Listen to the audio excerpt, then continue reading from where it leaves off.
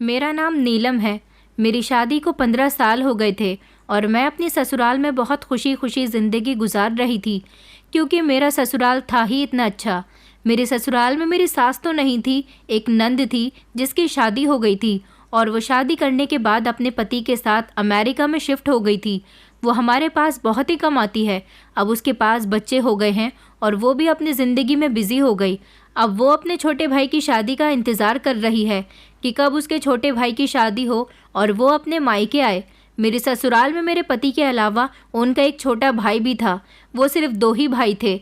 मेरे देवर की अब पढ़ाई पूरी हो चुकी थी और इसीलिए अब उसे अपने भाई के साथ बिजनेस में हाथ बटाना था। मेरे ससुर तो ज़्यादातर बैंकॉक में ही रहते थे। सुना था बैंकॉक में उनके कुछ रिश्तेदार रहते हैं जिनकी वजह से वो उस शहर में रह रहे हैं। ऐसा नहीं है कि वो शुरू से ही वहाँ पर रहते हैं। जब से मेरी सास की मौत हुई है तब से उन्हें ये घर और ये शहर अच्छा नहीं लगता। इसीलिए वो अपना दिल बहलाने के लिए बैंकॉक चले गए, क्योंकि मेरे ससुर की एक फैक्ट्री बैंकॉक में भी है, जहाँ का बिज़नेस मेरे ससुर अकेले ही संभाल रहे हैं। और यहाँ का बिज़नेस संभालने के लिए उन्होंने मेरे पति को जिम्मेदारी सौंप दी है। और अब जबकि मेरे देवर की भी पढ़ाई पूरी हो चुकी है तो वो भी यहीं के बिज़नेस पर कंसंट्रेट करने जा रहा है।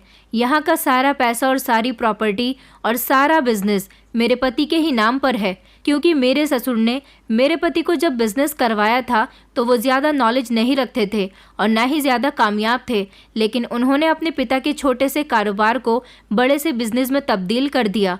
इस बात से मेरे ससुर बहुत खुश हुए थे। ये मेरे पति की काबिलियत ही तो थी जो रंग ले आई थी। अब मेरे ससुर चाहते थे कि उनका छोटा बेटा भी इसी तरह से कामयाब बने और फिर उसके बाद वो उसके नाम पर भी उसकी मेहनत का सारा बिजनेस कर दें। घर के सारे बड़े फैसले मेरे ससुर जी ही लिया करते थे, मगर अब ससुर जी ने मेरे पति को इस घर का बड़ा बना दिया था, इसलिए घर में ज़्यादातर मेरे पति की ही चलती थी। मेरे 2 बच्चे थे, एक 5 साल की बेटी और एक 8 साल का बेटा। इन 15 सालों में मुझे मेरे ससुराल से बहुत प्यार मिला था। ससुर ने हमेशा पिता की तरह मेरे सर पर हाथ रखा था, जबकि देवर अपनी माँ के ना होते हुए मुझे अपनी माँ के समान समझता था। और नंद भी बहुत अच्छी थी। मेरे ससुर बैंकॉक भले ही चले गए हैं, मगर फ़ोन पर हालचाल लेते रहते हैं। मेरी नंद भी ऐसी ही है। अमेरिका जाने के बाद हम लोगों से बहुत प्यार करती है और हमेशा हमारे हालचाल पूछती रहती है। इतना प्यार करने वाला ससुराल मुझे मिला था। मैं इस ससुराल में बहुत खुश थी और खुशी खुशी मैंने इस घर में अपनी ज़िंदगी के 15 साल गुजार दिए थे। ये 15 साल मेरे किस तरह गुजर गए मुझे पता ही नहीं चला। मेरे ससुराल में किसी चीज़ की कोई कमी नहीं थी, जबकि मैंने भी इस घर में आकर बहू नहीं बल्कि बेटी बनकर दिखाया था। सबका ख्याल खूब अच्छी तरह से रखा था, इसीलिए सब मुझसे बहुत प्यार करते थे। मेरे बच्चे भी बहुत अच्छे थे। मैं अपने बच्चों की परवरिश अच्छे तरीके से कर रही थी, उनको अच्छे संस्कार दे रही थी। छोटी उम्र में ही मैंने उनको बड़ों का आदर सम्मान करना सिखाया था, बड़ों की आज्ञा का पालन करना सिखाया था। अपने पोता पोती के इतने अच्छे संस्कार देखकर मेरे ससुर जी भी बहुत खुश हुआ करते थे। कभी कभी इधर का चक्कर भी लगा लिया करते थे, मगर अब तो पिछले 2 साल से वो यहाँ आए ही नहीं थे। उनका कहना था कि उनके पीछे कंपनी में कुछ लोग ऐसे हैं जो काम पर ज़्यादा ध्यान नहीं देते, जिस वजह से मेरे ससुर जी ने हम लोगों के पास आना जाना बंद कर दिया था, क्योंकि उन्हें हमारे साथ साथ अपने बिज़नेस के भी बहुत ज़्यादा फिक्र रहती थी। और ये बिज़नेस ही तो था जिसकी वजह से हम लोगों की ज़िंदगी हर फैसिलिटी के साथ गुजर रही है। इंसान के पास पैसा होता है तो वो अपनी ज़िंदगी को अपने मुताबिक जी सकता है, इसलिए हमें अपने काम और पैसे की कदर करनी चाहिए। मेरे ससुर के भी कुछ यही शब्द होते थे जो मैं आज आप लोगों के सामने कह रही हूँ। मेरे ससुर तो मुझ पर इतना भरोसा करते थे कि अपने पूरे घर को मेरे हवाले करके चले गए थे। उन्होंने अब मुझ पर एक नई जिम्मेदारी का बोझ भी डाल दिया था। वो ये था कि मुझे अपने देवर के लिए किसी अच्छी लड़की की तलाश करनी है। मेरे ससुर जी का कहना था कि तुम्हें अपने देवर के लिए बिल्कुल अपनी ही जैसी देवरानी चुनकर लानी है। तुम्हारे जैसी एक और बहू इस घर में आ जाएगी तो घर में डबल रौनक हो जाएगी, क्योंकि मेरे ससुर जी ने मेरे पति की शादी भी उनकी पढ़ाई पूरी होने के बाद ही कर दी थी। हमारे पास भगवान का दिया सब कुछ है। मेरा देवर अगर देर से भी बिजनेस में परफेक्ट होगा तब भी कोई बात नहीं होगी, मगर मैं बहुत कंफ्यूज हो रही थी, क्योंकि मैंने आज तक कभी ऐसा कुछ नहीं किया था। हालांकि मेरे दोनों भाइयों की भी शादी हुई थी।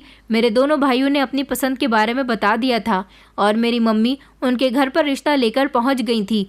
इस तरह मेरे भाइयों की शादी हुई थी। जब लड़कियों को हमने देखा तो हमें भी कोई एतराज़ नहीं हुआ था, क्योंकि मेरे भाइयों ने अच्छी लड़कियां पसंद की थीं। लेकिन मैं अब अपने देवर के लिए लड़की देखने पर बहुत ज़्यादा कंफ्यूज हो रही थी। मेरी कोई छोटी बहन भी नहीं थी, वरना मैं अपने देवर की शादी उसके साथ करवा देती। मेरे देवर को भी कोई लड़की पसंद नहीं थी। इस मॉडर्न ज़माने में भी उसकी कोई गर्लफ्रेंड नहीं थी। उसका कहना यही था कि भाभी, आप मेरे लिए सिर्फ अपने ही जैसी लड़की तलाश करो। अब मैं अपनी जैसी लड़की कहाँ से ढूंढ कर लाती। मेरी एक दोस्त थी जो मुझे अपने देवर के लिए समझ आ रही थी। मैंने जब उसके घर जाकर उसके पेरेंट्स से उसके रिश्ते के लिए कहा तो उसके घर वालों ने बताया कि उन्होंने उसका रिश्ता अभी कुछ दिनों पहले ही फिक्स किया है और उसका रिश्ता भी अच्छी जगह पर तय हुआ है, उसकी पसंद के मुताबिक ही। इसलिए वो लोग अपना फैसला नहीं बदल सकते। अब जो करना था वो मुझे ही करना था। मेरे देवर ने तो मुझे बहुत मुश्किल में डाल दिया था। मैंने कुछ लोगों से कह दिया था कि मुझे अपने देवर के लिए अच्छी सी लड़की की तलाश है, जो देखने में खूबसूरत हो, संस्कारी हो, पढ़ी लिखी हो और हमारे घर में हम लोगों के साथ अच्छी तरह से एडजस्ट हो सके। कोई ऐसी ही समझदार लड़की चाहिए। कुछ लोगों ने मुझे रिश्ते बताए तो थे, मगर एक दो जगह मुझे लड़की ठीक नहीं लगी थी। कुछ दिनों बाद हमारे ही किसी रिश्तेदार ने मुझे आकर मेरे देवर के लिए एक लड़की के बारे में बताया। मैं उसे देखने गई तो वो लड़की मुझे बहुत पसंद आई थी। उसका फैमिली बैकग्राउंड भी अच्छा था और लड़की काफ़ी पढ़ी लिखी थी, खूबसूरत भी थी। मैंने अपने पति को इस लड़की के बारे में बताया तो मेरे पति को भी ये लड़की बहुत पसंद आई थी। हालांकि मेरे देवर ने भी इसको पसंद कर लिया था। अब घर के बड़ों का फैसला ही रह गया था। इसलिए मैंने ससुर और अपनी नंद को भी फ़ोटो सेंड कर दिया था और उनको लड़की की पूरी डिटेल भेज दी थी। मेरे ससुर ने भी रिश्ते से हाँ कर दी थी और मेरी नंद ने भी। लड़की के घर वालों ने भी हमारे घर आकर सब कुछ देख लिया था और उनको भी मेरा देवर बहुत पसंद आया था। अब फाइनली मेरे देवर की शादी होने जा रही थी, क्योंकि मेरे देवर का रिश्ता पक्का हो गया था। इस लड़की का नाम मेघा था। मेघा के माता पिता इस दुनिया में नहीं थे।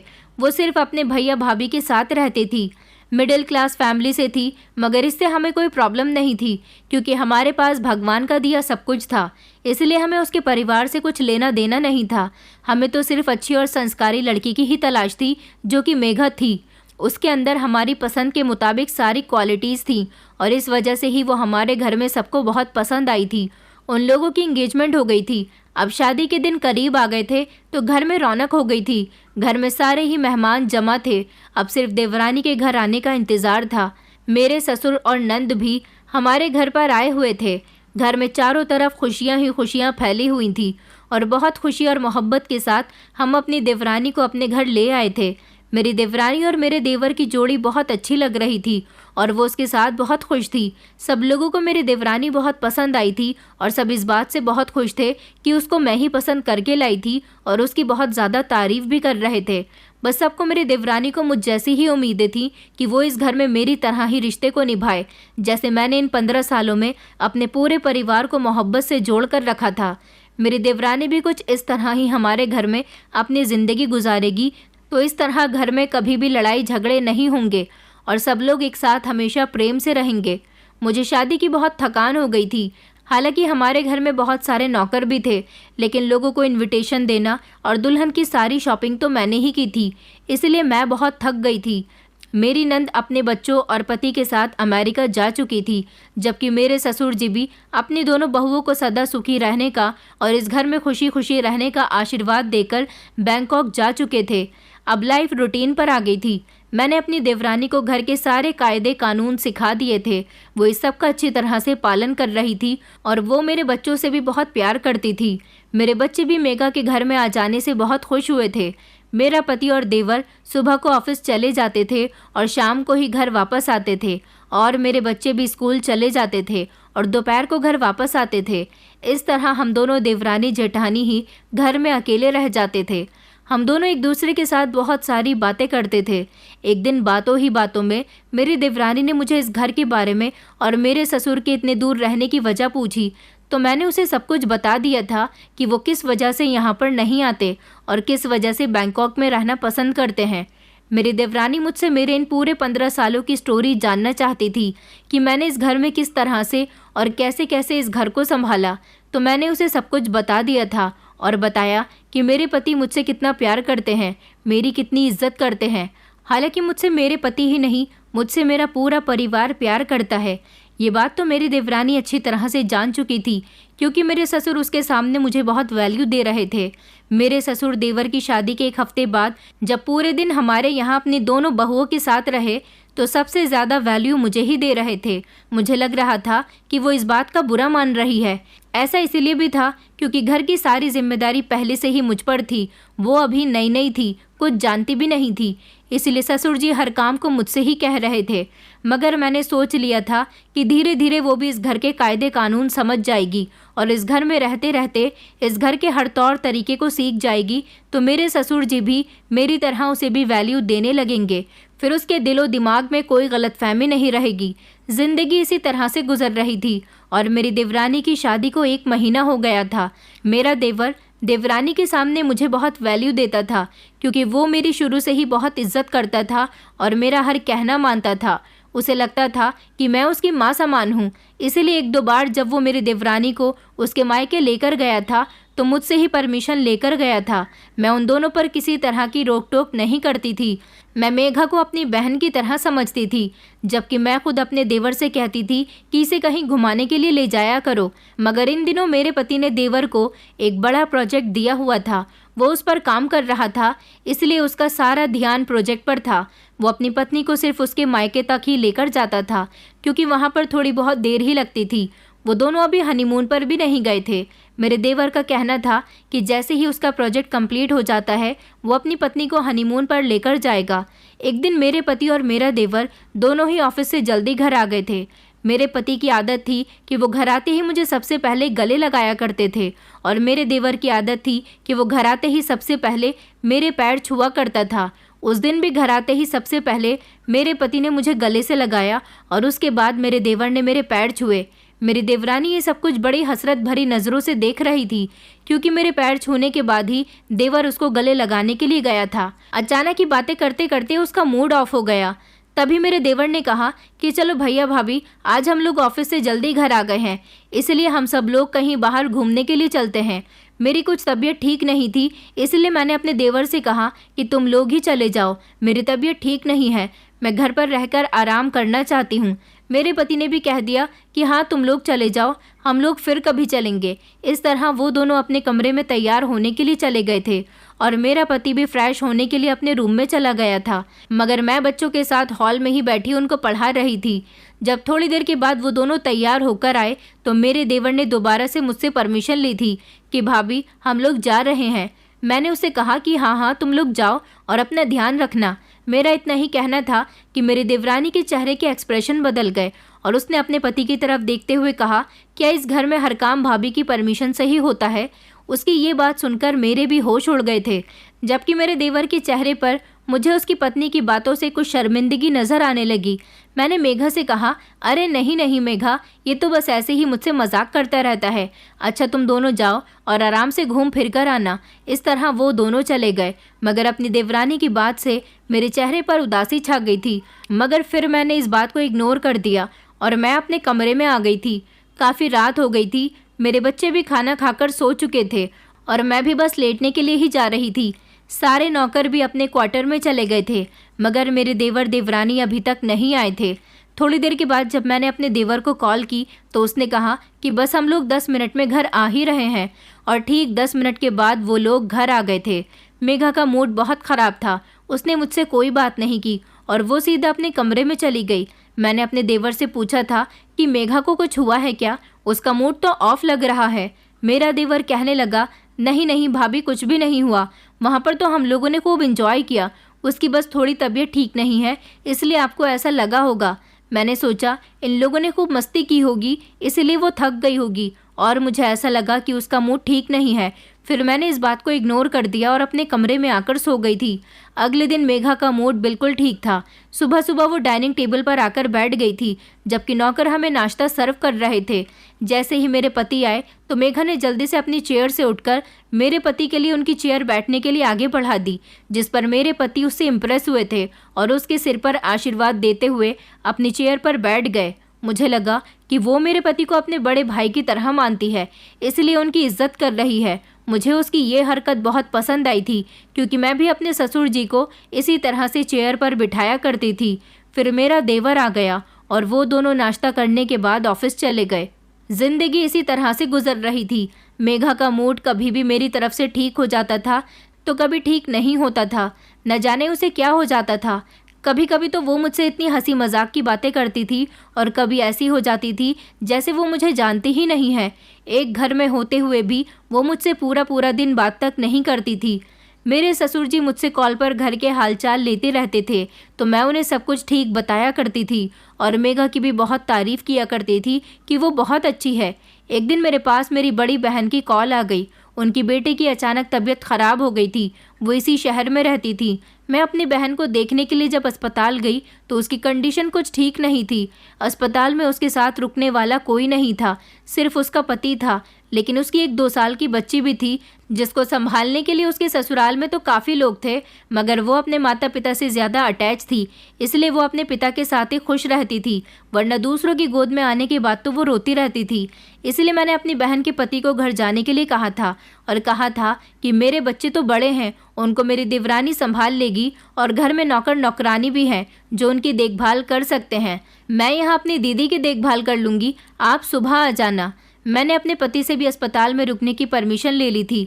इस तरह मैं अपनी दीदी के पास सारी रात अस्पताल में रही। इस शहर में हम दोनों बहनें ही एक दूसरे का सहारा थे, क्योंकि हमारा मायका तो बहुत दूर था। हम अपने मायके में कभी कभी जाते थे, लेकिन एक ही शहर में रहते हुए हम दोनों बहनें एक दूसरे से हर महीने में एक बार मिल लिया करते थे। मेरी दीदी की कंडीशन कुछ ठीक नहीं थी, इसलिए उन्होंने मुझे 1-2 दिन अपने पास ही रुकने के लिए कहा था। उन्होंने कहा था कि जब तक मैं हॉस्पिटल में एडमिट हूँ तब तक तुम मेरे पास ही रहना। मुझे दीदी के पास अस्पताल में रुकने से भी कोई दिक्कत नहीं थी। हालांकि मेरे पति ने भी कहा था कि जब तक तुम्हारी दीदी की तबीयत ठीक नहीं हो जाती तुम घर मत आना। इसलिए मैं दीदी के साथ ही अस्पताल में रुकी हुई थी और इंतज़ार कर रही थी कि जब दीदी डिस्चार्ज हो जाएंगी तब मैं अपने घर चली जाऊँगी। मेरी दीदी को डिस्चार्ज होने में 3 दिन का टाइम लग गया था। इस दौरान मेरी बातचीत मेघा से फ़ोन पर लगातार हो रही थी और बच्चों से भी हो रही थी। मेघा मेरे बच्चों का ख्याल अच्छे तरीके से रख रही थी और मेरे पति की भी ज़रूरत का सामान वो उन्हें टाइम पर दे रही थी।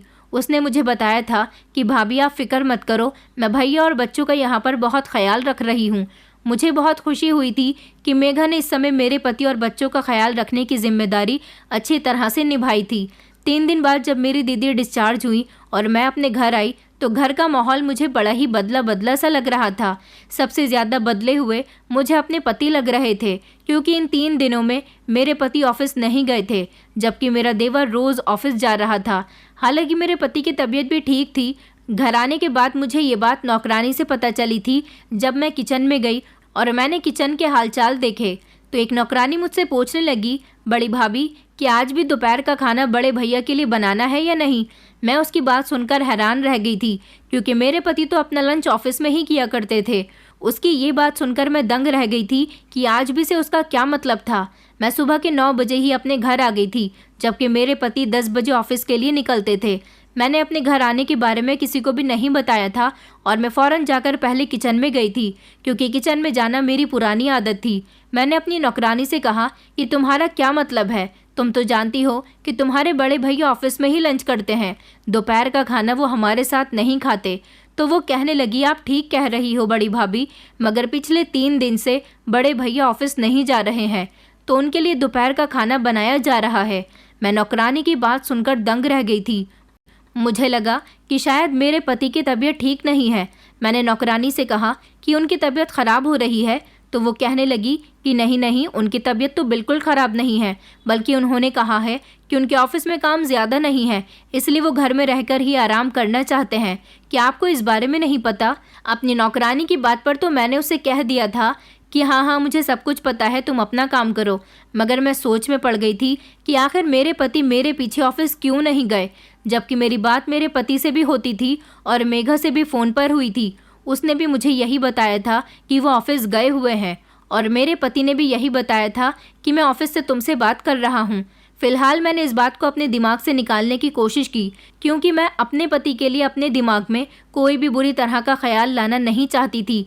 उसके बाद मैं जैसे ही अपने कमरे में गई तो मेरे पति सोकर उठे थे। मैंने इस बारे में अपने पति को कुछ भी नहीं बताया था, मगर वो मुझे देखते ही चौंक गए थे कि मैं अचानक और बिना बताए घर पर कैसे आ गई हूँ। उन्होंने मुझसे पहले मेरी दीदी की तबीयत के बारे में पूछा और कहा कि तुम अचानक घर पर कैसे आ गई। मैंने कहा दीदी की तबीयत अब ठीक हो गई है, डॉक्टर ने आज सुबह 8 बजे उन्हें डिस्चार्ज कर दिया। तो सारी फॉर्मेलिटी पूरी करने के बाद मैं 9 बजे तक घर आ गई। देखा तो सब लोग सो रहे हैं। मैं किचन में आप लोगों के लिए नौकरानी से नाश्ता बनाने के लिए कहकर आई हूँ। जल्दी से फ्रेश हो जाइए, फिर सब लोग मिलकर नाश्ता करते हैं। ये कहने के बाद मैं अपने बच्चों के कमरे में गई। बच्चों को देखा तो आज संडे था और बच्चे गहरी नींद में सो रहे थे। मैंने बच्चों को नहीं जगाया। मेरी देवरानी और देवर जब सोकर उठे तो देवरानी भी मुझे देखकर अचानक घबरा गई थी और कहने लगी, भाभी आप कब आई? मैंने उसे भी वही बताया था जो अपने पति को बताया था। मेरे पति और देवर नाश्ता करने के बाद ऑफिस चले गए थे। मैं अपने कमरे में नौकरानी के साथ डस्टिंग करवा रही थी जब अपने कमरे में मैंने मेघा का लॉकेट देखा जो कि मेरे बेड पर था। मेघा का लॉकेट अपने बिस्तर पर देखकर मैं उसे फ़ौरन ही पहचान गई थी, क्योंकि अक्सर मेघा वो लॉकेट अपने गले में ही पहने रहती थी। मगर उसका लॉकेट मेरे बेड पर क्या कर रहा था? इस बात से बार बार मेरा दिमाग घूम रहा था। मेरी कुछ समझ ही नहीं आ रहा था कि आज ये सब कुछ क्या हो रहा है। कुछ दिन और इसी तरह से गुजर गए। बच्चों के समर वेकेशन शुरू हो गए थे। मैं हर 6 महीने में एक बार अपने मायके 1 हफ्ते के लिए ज़रूर जाती थी। मेरे बच्चों के वेकेशन शुरू होते ही बच्चों ने नानी के घर जाने के लिए अभी तक नहीं कहा था, मगर उनसे पहले ही मेरे पति ने कह दिया कि वेकेशन शुरू हो गए हैं, तुम लोगों को अपनी नानी के घर नहीं जाना। अपने पति की बात पर मैं थोड़ा हैरान हुई थी, क्योंकि हमेशा जब भी मैं अपने बच्चों के साथ मायके जाती थी तो मेरे पति कहते थे कि तुम लोगों के बिना मेरा घर में मन नहीं लगता। और इस बार वो बच्चों के मुंह से ये बात निकलने से पहले ही खुद बच्चों से कह चुके थे कि तुम लोगों की वेकेशन शुरू हो गई है, तुम्हें अपनी नानी के घर जाना चाहिए। उसके बाद बच्चों ने तो नानी के घर जाने की जिद बांध ली थी। मेरे पति ने भी कहा कि तुम तो हर बार जाती ही हो वेकेशंस पर, इस बार भी बच्चों के साथ अपने मायके में रहकर आओ, बच्चे खुश हो जाएंगे। अपने पति के ऐसे रिएक्ट करने पर मुझे कुछ गड़बड़ी का एहसास हो रहा था। मैंने अपने मायके जाने की पैकिंग शुरू कर दी थी और फिर अगले ही दिन मेरा पति मुझे मेरे मायके छोड़कर आ गया था, जबकि मेरे मायके जाने पर मेरी देवरानी भी मुझे काफ़ी खुश नज़र आ रही थी। मैंने अपनी देवरानी से भी आते समय कहा था कि तुम भी चाहो तो अपने मायके जा सकती हो, मगर उसने कहा कि वो अभी 1-2 दिन अपने मायके नहीं जाएगी, क्योंकि उसके भैया भाभी कहीं शादी में गए हुए हैं। 2-3 दिन के बाद वो चली जाएगी। मैंने कहा कि अच्छा ठीक है, जब मैं वापस आऊँ तो तुम भी वापस आ जाना, इस तरह तुम्हें घर में भी अकेला नहीं रहना पड़ेगा।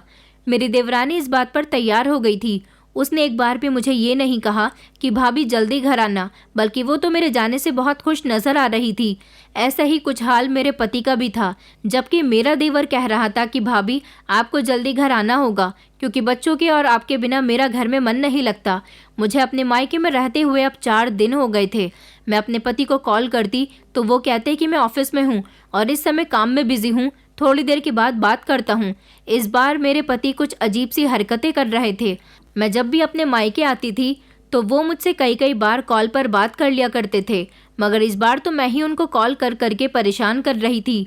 मैं थोड़ी परेशानी का शिकार हो रही थी, पर मेरी परेशानी अचानक ही एक फ़ोन कॉल ने दूर कर दी, जब हमारे घर के ही एक ख़ास नौकर की मेरे पास कॉल आई। वो हमारे घर का बहुत पुराना नौकर था। उसका नाम रमेश था। रमेश शुरू से ही मेरा और मेरे ससुर जी का अच्छा और एक ख़ास नौकर रहा था। उसने मुझे फ़ोन करके बताया, भाभी जी आपके बिना घर में कुछ गलत हो रहा है। मैं उसकी बात को समझ नहीं पाई थी। मैंने उससे कहा कि क्या गलत हो रहा है और तुम क्या कहना चाहते हो? तो वो कहने लगा, भाभी जी दरअसल मैंने बड़े भैया को कई बार आपकी और छोटे भैया की गैर मौजूदगी में मेघा भाभी के कमरे में जाते हुए देखा है, और मेघा भाभी को भी आपके कमरे की तरफ कई बार जाते हुए देखा है। ऐसा लग रहा है उन दोनों के बीच कुछ चल रहा है। मैंने नौकर से कहा, तुम ये कैसी बातें कर रहे हो? तुम अपने बड़े भैया पर शक कर रहे हो? तो वो कहने लगा, भाभी जी मुझे माफ़ करना, मैं ऐसी बात कहना तो नहीं चाहता था, मगर मैं आपके घर को उजड़ते हुए नहीं देख सकता, इसीलिए आपसे कह रहा हूँ कि आप अपने घर को बचा लो, क्योंकि मुझे मेघा भाभी के इरादे कुछ ठीक नहीं लगते। रमेश की बात मुझे एक तरह से सही भी लग रही थी।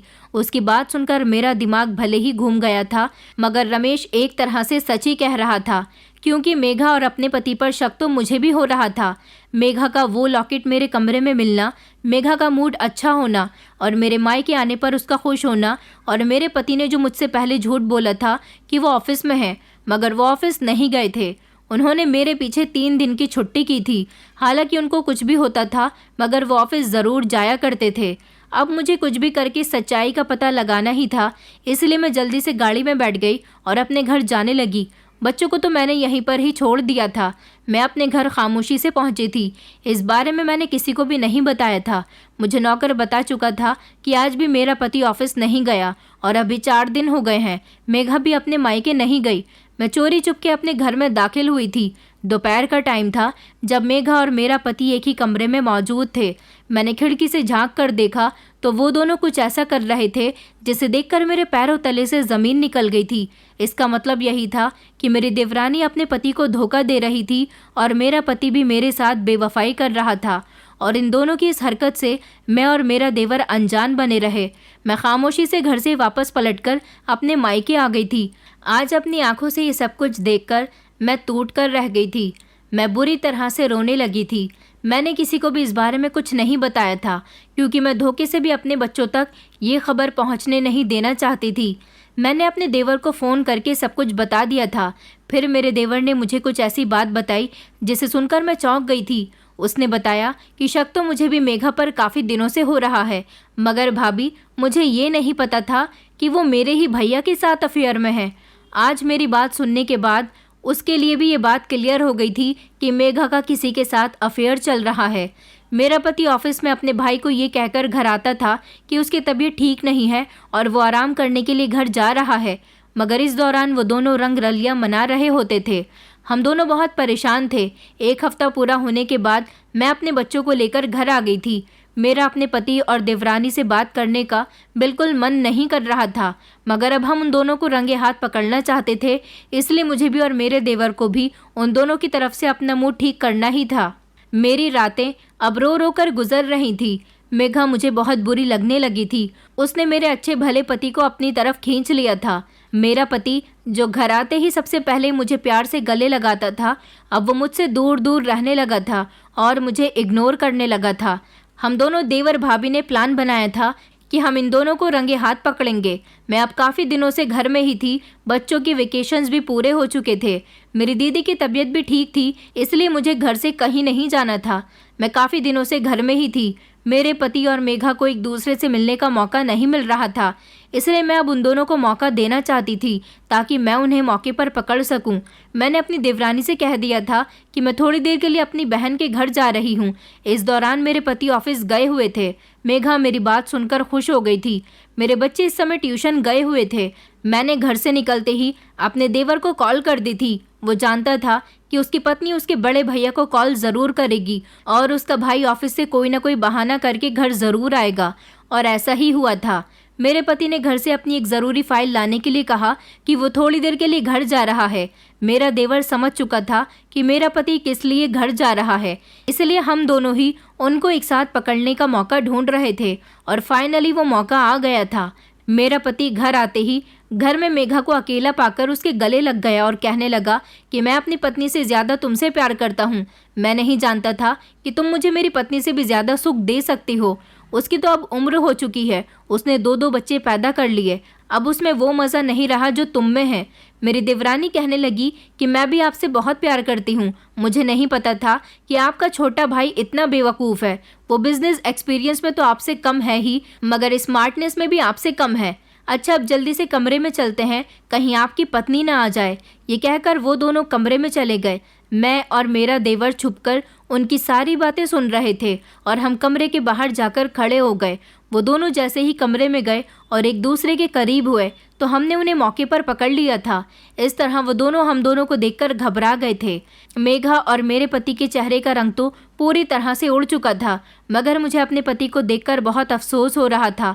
मेरी आंखों में आंसू आ गए थे। मैं यह सब कुछ बर्दाश्त नहीं कर सकती थी, इसलिए मैंने रोना शुरू कर दिया। मगर मेरे देवर ने मेघा के मुंह पर थप्पड़ मार दिया और उससे कहा कि मुझे नहीं पता था कि तुम मेरी पीठ पीछे इतना घिनौना खेल खेल रही हो। मेरा पति अपने छोटे भाई को रोकने लगा तो मैंने भी उनसे कह दिया कि आपको शर्म नहीं आई, 2-2 बच्चों के होते हुए आपने अपने भाई की पत्नी के साथ ही। मेरा पति शर्मिंदगी से आंखें झुकाकर खड़ा हुआ था। मेघा कहने लगी कि उसे अपने पति से ज़्यादा मेरा पति पसंद है। वो मेरे पति के साथ ही रहना चाहती है, क्योंकि वो अच्छे तरह से जानती है कि उसके पति के पास इस प्रॉपर्टी में ही क्या कोई हिस्सा नहीं है। अभी तो उसने अपने बिजनेस की शुरुआत ही की है। देखने में भी उसे मेरा पति ही ज़्यादा अच्छा लगता है और इस घर में जो कुछ भी है वो सब भी मेरे पति का ही है, जबकि उसके अपने पति का तो कुछ भी नहीं है। इसी तरह हम चारों के बीच लड़ाई झगड़े हो रहे थे। तभी अचानक मेरे ससुर घर में दाखिल हुए। अपने ससुर को घर में देखकर हम सब लोग दंग रह गए थे कि उनको इस सब के बारे में कैसे पता चला। मेरे ससुर जब घर आए तो बहुत गुस्सा हो रहे थे कि घर में इतना सब कुछ हो रहा है, मगर मजाल है कि उन्हें इस बारे में किसी ने कोई खबर दी हो। दरअसल रमेश ने ही उनको सब कुछ बता दिया था कि हमारे घर में क्या क्या हो रहा है। मेरे ससुर से रहा नहीं गया और वो घर पर आ गए थे, और जब घर आए तो अपने बच्चों को इस तरह लड़ता हुआ देखकर उनके दिल पर बहुत बड़ी ठेस पहुंची थी। उन्हें जब सारी बात पता चली तो उन्होंने मेरे पति के मुंह पर जोरदार थप्पड़ मारा और कहा कि तुम्हें शर्म नहीं आई अपनी पत्नी के साथ बेवफाई करते हुए, जबकि मेरा देवर अपनी पत्नी को छोड़ने का फैसला कर चुका था। उसने कहा था कि मैं ऐसी औरत के साथ नहीं रह सकता जो मेरे पीठ पीछे मेरे भाई के साथ सिर्फ दौलत की वजह से है। मेरे ससुर को भी मेघा और मेरे पति पर बहुत गुस्सा आया था। मेरे देवर ने मेघा को घर से बाहर निकाल दिया था, जबकि मेरे ससुर ने मेरे पति को प्रॉपर्टी से बेदखल कर दिया था और उन्हें घर से निकाल दिया था। इस तरह इन दोनों की सच्चाई सबके सामने खुलकर आ गई। मेरे देवरानी और मेरा पति घर से निकलने के बाद कहाँ गए, हम लोगों ने उनके बारे में कभी जानने की कोशिश भी नहीं की। मैं चाहती तो अपने पति को माफ़ कर सकती थी, मगर मैंने अपने पति को इसीलिए माफ़ नहीं किया क्योंकि वो मेघा के साथ काफ़ी हद तक गिर चुके थे, और मेघा कोई और लड़की नहीं बल्कि उनके छोटे ही भाई की पत्नी थी। ऐसा ही कुछ हाल मेरे देवर का भी था। हम उन दोनों के साथ ज़िंदगी नहीं गुजार सकते थे क्योंकि हम एक ही फैमिली का हिस्सा थे। अगर हम उन दोनों को माफ़ भी करते तो शायद एक साथ हम चारों नहीं रह सकते थे। इसलिए मेरे ससुर और मेरे देवर का फैसला बिल्कुल सही था कि उन्होंने उन दोनों को घर से बाहर निकाल दिया। मेरे ससुर ने मेरे पति के हिस्से की सारी प्रॉपर्टी मेरे बच्चों के नाम कर दी और मुझे अपने घर से कहीं जाने नहीं दिया। उनका कहना था कि ये तुम्हारा घर है और इस घर में तुम अपने बच्चों के साथ रहो। इस बात को काफ़ी साल गुजर गए। मेरे बच्चे अपने पापा को याद करते हैं, मगर फिर जब उन्हें अपने पिता की बेवफाई याद आती है तो वो खामोश हो जाते हैं, क्योंकि मेरे बच्चे बड़े हो रहे थे और आजकल के बच्चे तो सारी समझ रखते हैं। मेरे ससुर ने देवर की तो दूसरी शादी करवा दी, लेकिन मैं अपने बच्चों के लिए इस दुनिया में जी रही हूँ और उनके साथ खुश हूँ। काफ़ी समय हो गया और अपने पति को भूल चुकी हूँ। इस तरह हमारा हंसता खेलता परिवार मेघा के आ जाने से उजड़ गया। मेरे पति ने और मेघा ने शायद शादी कर ली है, मगर सुना है कि वो दोनों एक दूसरे के साथ खुश नहीं हैं। इस बात से हमें कोई मतलब नहीं, क्योंकि हम उन दोनों से सारे संबंध ख़त्म कर चुके हैं। भगवान जाने उनकी ज़िंदगी में अब आगे क्या होना बाकी है, मगर हमारी ज़िंदगी अब पहले से काफ़ी बेहतर हो गई। हम लोग पीछे का सब कुछ भूलकर आगे बढ़ गए और खुशी खुशी अपनी ज़िंदगी गुजार रहे हैं। दोस्तों, उम्मीद करती हूँ आपको हमारी कहानी पसंद आई होगी। कहानी पसंद आई है तो वीडियो को लाइक करें, चैनल पर नए हैं तो चैनल को सब्सक्राइब करें और हाँ, नोटिफिकेशन बेल को ज़रूर दबाएं ताकि अगली अपडेट सबसे पहले आपको मिले।